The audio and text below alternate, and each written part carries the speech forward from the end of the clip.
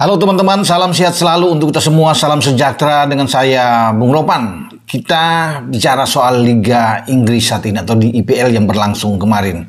Persaingan semakin ketat ya, di puncak klasmen di mana 3 klub terus gonta-ganti ya, terutama di antara Liverpool dan Arsenal. Sekarang Arsenal memimpin klasmen setelah kemarin bagaimana Liverpool mengambil alih ketika mereka menang melawan Sheffield di Stadion Anfield. Sekarang Arsenal mengalahkan Brighton dengan 0-3 ketika tim asuhan Mikel Arteta ini bertandang ke Stadion Falmer, markasnya Brighton, dan ini kemenangan telak ya.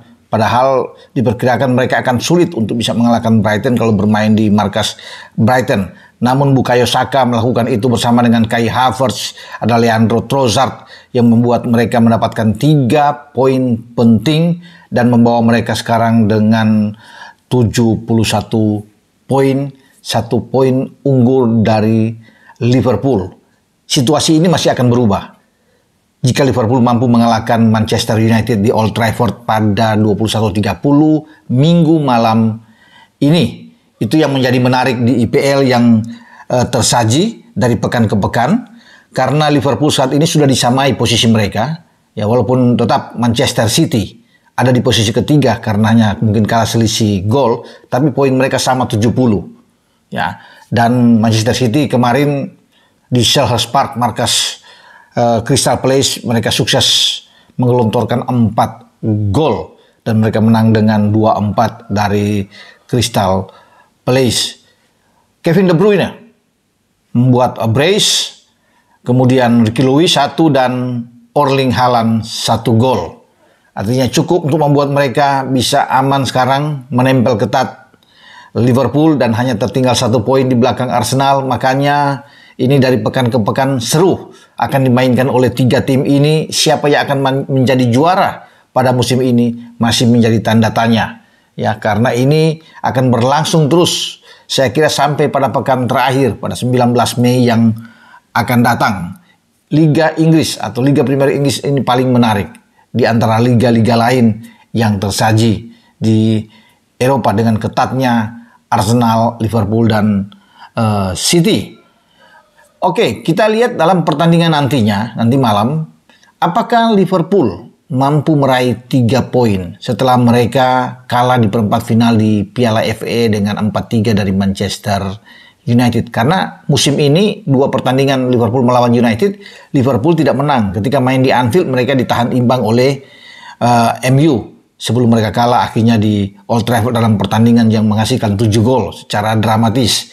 Namun kalau melihat dari perkembangan yang ada dalam persiapan menghadapi laga krusial malam ini, Manchester United itu dalam 2 pertandingan di IPL tidak menang. Setelah ditahan oleh Brentford 1-1, mereka kemarin secara dramatis di Stamford Bridge ya pada 2 hari yang lalu itu tumbang di saat kemenangan sebenarnya sudah menghampiri mereka, tertinggal dengan 2 gol di awal, disamakan 2-2, mereka bahkan unggul dengan 3-2 dengan bagaimana brace dari Alejandro Garnacho dan ada 1 gol dari Bruno Fernandes yang mengejar ketinggalan tentunya dari Chelsea, tapi Chelsea membalikkan keadaan dengan Cole Palmer membunuh harapan mereka di masa injury time yang hanya berselisih 1 menit ya. Dan ini memang menyakitkan bagi Erik ten Hag dan tim asuhannya untuk keluar stadion dengan kepala tertunduk ya.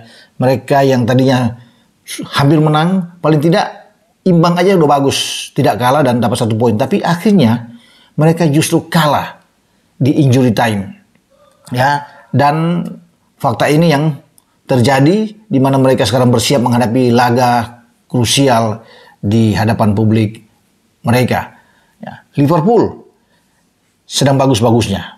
Ya, kemarin bagaimana setelah mereka mengalahkan Brighton, kemudian mengalahkan Sheffield, sekarang mereka melangkah dengan penuh percaya diri menuju ke Old Trafford. Ya, mereka tentunya melupakan hasil di Piala FA. Sekarang mereka fokus untuk laga ini karena penting bagi tim asuhan Klopp meraih 3 poin agar mereka bisa naik lagi dengan 73 poin untuk unggul 2 poin dari Arsenal dan 3 poin dari City. Tidak mudah, ya, tidak gampang untuk mendapatkan itu, dan Klopp tahu bahwa MU akan berusaha untuk bisa menghantam mereka sehingga menghalangi ya bagaimana peluang bagi Liverpool untuk bisa menjadi juara. Tapi dengan kondisi saat ini saya pikir Liverpool agak sedikit di atas angin menghadapi, walaupun mereka akan melakoni laga tandang.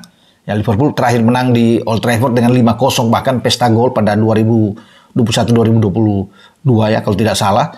Dan apakah ini akan diulangi? Ya sulit, tetapi bukan tidak mungkin karena semua pemain Liverpool itu datang dengan begitu percaya diri, ya termasuk pemainnya lagi on fire, Alexis McAllister, gelandang mereka asal Argentina yang sangat baik, sudah membuat 4 gol dan 5 assist dalam 25 laga yang dia lakoni, dan kemarin dia bisa membuat gol yang spektakuler ya ketika melawan Sheffield untuk mengubah keadaan setelah ada gol bunuh diri dari Bradley, dan dia bisa membuat 2-1 sebelum ada gol di Gakpo yang bisa meyakinkan kemenangan Liverpool. Nah, apa yang akan dimainkan oleh Klopp? Klopp akan tetap dengan 4-3-3, skema permainan dari Liverpool. Gegenpressingnya tetap akan jalan. Ya, dengan Kelleher tetap bermain di posisi penjaga gawang. Ya, kita akan lihat dengan Bradley ada di kanan dan kemudian di kiri Andy Robertson yang tadinya ditempati oleh Joe Gomez, tapi mungkin Andy Robertson yang akan main dengan Virgil van Dijk dan Ibrahima Konate bermain di 2 back ya, dengan secara flat mereka. Nah, 3 di tengah. Endo tidak main kemarin di tengah pekan melawan Sheffield, dan saya pikir dia akan tampil ya karena dia ini butuh gelandang bertahan yang sangat kuat dari Liverpool, pemain asal Jepang ini ya, kapten tim nasional Jepang. Endo akan ditemani oleh siapa lagi kalau bukan dengan Maka atau McAllister dan Dominic Szoboszlai. Ini 3 pemain yang saya kira menjadi kekuatan terbaik di lini tengah bagi Liverpool. Di depan, Luis Diaz akan bermain lebih awal. Kemudian dengan Darwin Núñez dan Mohamed Salah. Salah sudah membuat 16 gol saat ini, masih tertinggal dengan Erling Haaland ketika Haaland kemarin bisa membuat 1 gol ke gawang Crystal Palace, sudah 19 gol. Sementara Salah ada 16 gol, berarti ada 3 gol di belakang. Justru dalam persaingan pencetak gol ini ada Oli Watkins, ya striker dari Aston Villa yang menyelinap untuk bisa menempel ketat Erling Haaland. Dia dengan 18 gol, 1 gol di belakang Haaland. Ya, sementara kita tunggu dengan Cole Palmer yang bersama-sama dengan Salah, ya termasuk dengan Dominic Solanke, pemain dari Bournemouth ini yang masing-masing mencetak 16 gol. Jadi memang ramai juga di daftar pencetak gol terbanyak karena Haaland mendapat saingan yang ketat dari Oli Watkins dan dikejar oleh 3 pemain, Salah, Cole Palmer dan Solanke.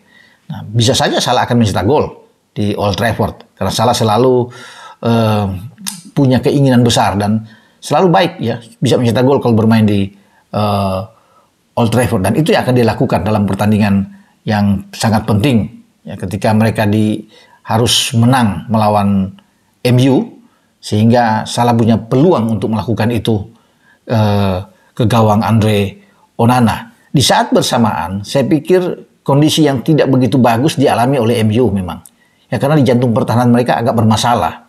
Ya, mereka tidak. Kemarin tuh cedera antara Varane, Johnny Evans juga mengalami masalah cedera. Dan praktis mereka hanya menggantungkan kepada Maguire.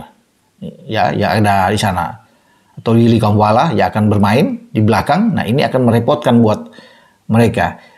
Dalot tetap akan mungkin dimainkan di kiri walaupun itu bukan posisi ideal dia karena dia selalu bisa bermain dari kanan. Wan-Bissaka yang justru akan bermain di kanan.